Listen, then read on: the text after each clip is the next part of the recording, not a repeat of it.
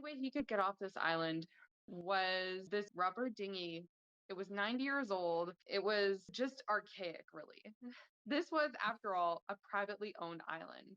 It was too small for big cruise liners to land at. You couldn't get an aircraft on there. But the people on this old rubber dinghy were calling at him to come over. Their voices were muffled like they were yelling through a pillow. What's the rush? He thought. I'm on my way. Like, come on. He wanted to take his time down. After all, this ladder was pretty tricky to get down to these inflatable boats. He didn't want to fall into the water, like us all, right? This Yeah. was an island in the middle of the ocean. What about the sharks? The current? He could just get dragged off, and he couldn't swim that well.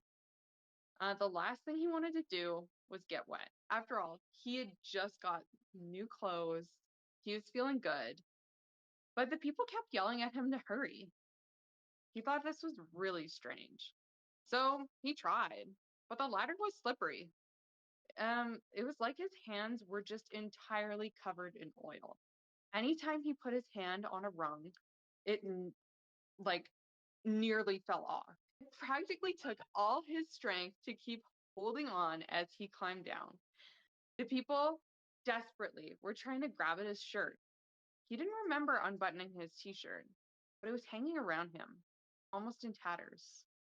This was a Interesting. brand new shirt. He couldn't believe it. It was hanging by his wrist. How was it still attached onto him? He was being pushed into the boat, but part of him felt like he never really got off the island. Horror flooded his system. Shock was overflowing all over him. He couldn't feel anything. His shirt wasn't actually there. What was hanging by his wrists was his skin. The Oh my skin God. that was supposed to be on his back was hanging off of him. His hands had peeled off on the Oh, rung while trying to climb down the ladder.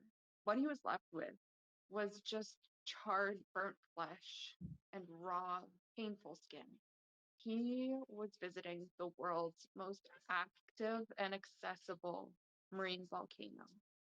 He had just survived and escaped a volcanic eruption.